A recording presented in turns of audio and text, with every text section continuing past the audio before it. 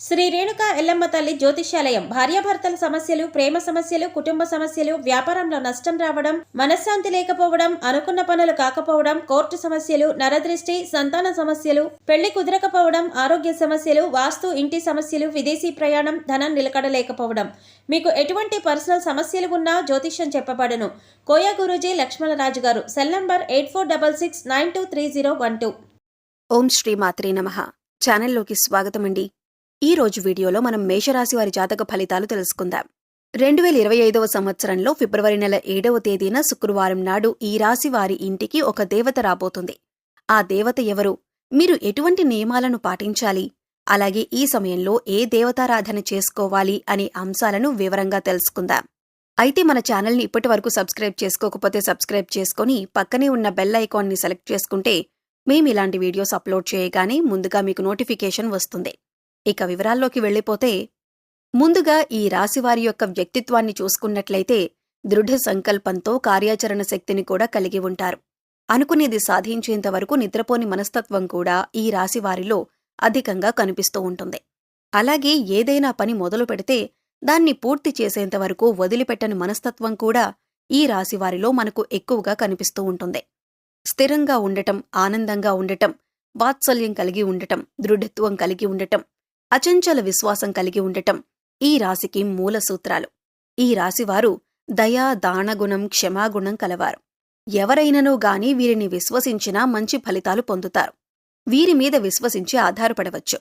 వీరు తమకు నచ్చిన వారు అపరాధం చేసినప్పటికీ క్షమించే గుణం కలవారు. ఈ రాశివారి యొక్క అభిప్రాయాలు మార్చటానికి ఎవరికీ సాధ్యం కాదు. ఈ విషయంలో కూడా రాజీ పడకుండా ముందుకు సాగుతారు. ఎంతటి అవాంతరాలు ఎదురైనా సరే అనుకున్న పనిని పూర్తి చేసేంతవరకు కష్టపడతారు. ఎంతటి అవాంతరాలు ఎదురైనా సరే అనుకున్న పనిని పూర్తి చేసేంతవరకు కష్టపడతారు. మారుతున్న గ్రహ మార్పిడి కారణంగా ఈ రాశివారికి కనబడని ఒక బలమైన శక్తి వీరి వెన్నంటే ఉండి వీరిని నడిపిస్తుంది. వీరికి ఎదురయ్యే ప్రతి సమస్యకు సమాధానాన్ని చూపిస్తుంది. సమస్య రావటానికి గల కారణమేంటి, ఆ సమస్యని ఏ విధంగా పరిష్కరించుకోవాలి అనే విషయాల గురించి వీరికి తెలిసేలా చేస్తుంది. ఎంత పోటీతత్వం ఉన్నప్పటికీ చేస్తున్న పనుల్లో విజయం సాధించలేకపోతారు.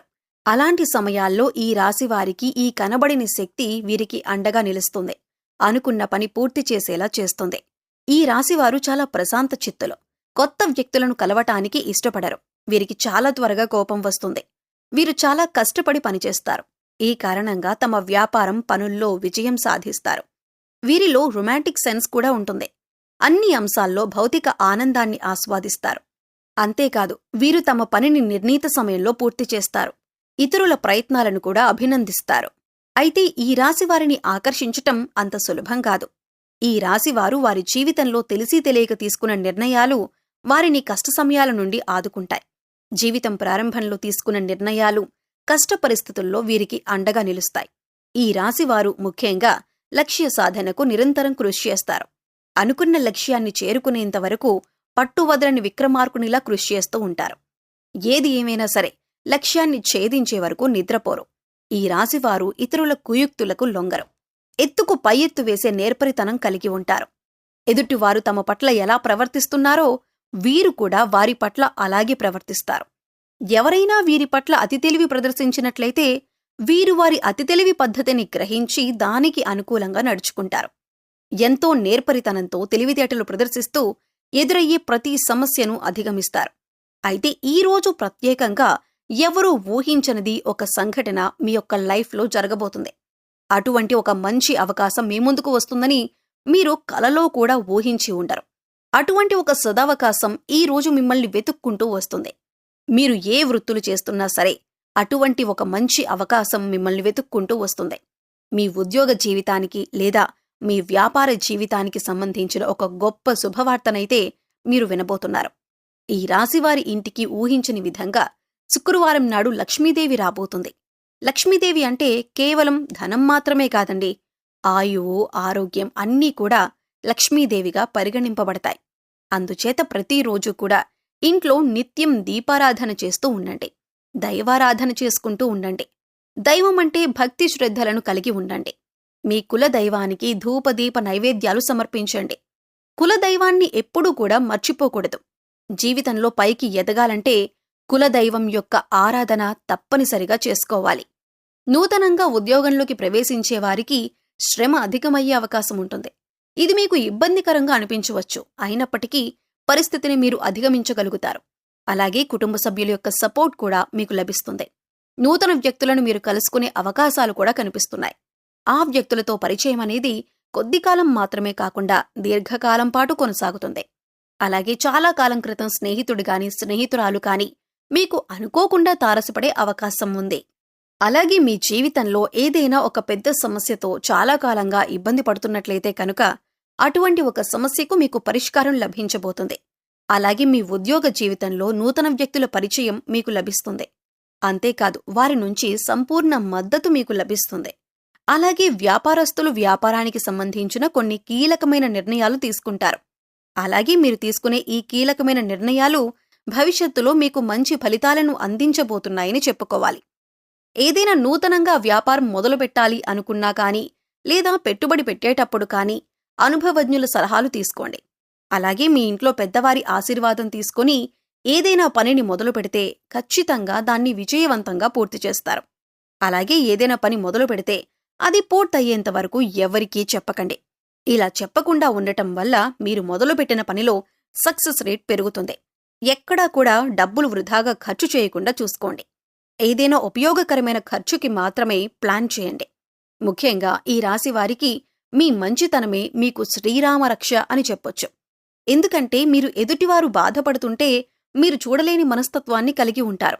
ఇటువంటి మంచితనం మిమ్మల్ని ఎప్పుడూ కాపాడుతూ ఉంటుంది. కష్టాల్లో ఉన్నవారికి మీరు సహాయం చేయాలి అనే ఆలోచనని ఎక్కువగా కలిగి ఉంటారు.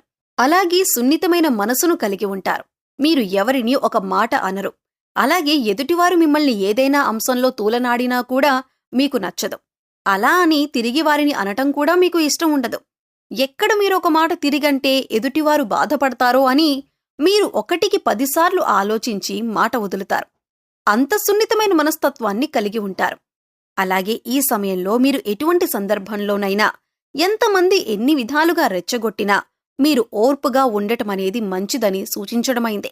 ఇలా ఉండటం వల్ల మీకు రాబోయే కాలంలో కూడా ఎటువంటి ఇబ్బందులు ఉండవు.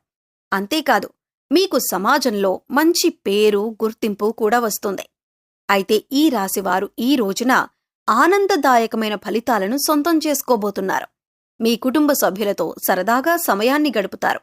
చాలా కాలంగా మీ కుటుంబ సభ్యులతో ఇంత ఆనందంగా సమయాన్ని గడపలేదు. అటువంటి ఆనందకరమైన ఫలితాలను మీరు చూడబోతున్నారు. అయితే ఈ రాశివారు మరిన్ని యోగవంతమైన ఫలితాలను పొందటానికి ఈ రోజున ఓం శ్రీం శ్రీయై నమః అనే లక్ష్మీదేవి మంత్రాన్ని వీలైనన్నిసార్లు జపిస్తూ ఉండండి. విశేషంగా లక్ష్మీదేవికి పూజలు నిర్వహించండి. సుగంధ ద్రవ్యాలు అంటే లక్ష్మీదేవికి చాలా ఇష్టం. అందుచేత లక్ష్మీదేవికి పూజ చేసేటప్పుడు వివిధ రకాల సుగంధ ద్రవ్యాలను ఉపయోగించి పూజ నిర్వహించండి. లక్ష్మీదేవిని ఎర్రని పూలతో అలంకరించండి. అలాగే ప్రతి అమావాస్య పౌర్ణమి తిథుల్లో రోజుల్లో ఇంట్లో గోమూత్రాన్ని చల్లుకోండి. దీనివల్ల ఇంట్లో ఉన్న నెగిటివ్ ఎనర్జీ బయటికి వెళ్ళిపోతుంది. పశుపక్షాదులకు మూగ జీవాలకు తాగటానికి నీరు, తినటానికి ఆహారాన్ని ఏర్పాటు చేయండి. అలాగే మీ శక్తి మేరకు దాన ధర్మాలు చెయ్యటానికి ప్రయత్నించండి. అపారమైన పుణ్య ఫలితాన్ని పొందుతారు. సో చూశారు కదండి, 2025వ సంవత్సరం ఫిబ్రవరి 7వ తేదీ శుక్రవారం నాడు ఈ రాశివారి ఇంటికి రాబోతున్న దేవత ఎవరు? మేషరాశివారు ఎటువంటి నియమాలను పాటించాలి? అలాగే ఈ సమయంలో వీరు చేసుకోవలసిన దేవతారాధన గురించి ఈ వీడియోలో మనం వివరంగా తెలుసుకున్నాం కదా. ఈ వీడియో మీకు నచ్చినట్లయితే లైక్ చేయండి. మీ ఫ్రెండ్స్ అండ్ ఫ్యామిలీ మెంబర్స్లో ఎవరైనా మేషరాశివారు ఉన్నట్లయితే వారితో ఈ వీడియోని షేర్ చేసుకోవటం మర్చిపోకండి. అలాగే ఇప్పటి వరకు మన ఛానల్ని సబ్స్క్రైబ్ చేసుకోకపోతే సబ్స్క్రైబ్ చేసుకొని పక్కనే ఉన్న బెల్ ఐకాన్ నొక్కి ఆల్ సెలెక్ట్ చేసుకుంటే మేము ఇలాంటి వీడియోస్ అప్లోడ్ చేయగానే ముందుగా మీకు నోటిఫికేషన్ వస్తుంది. మరో చక్కటి వీడియోతో మళ్ళీ కలుద్దామండి. ఓం శ్రీ మాత్రే నమః.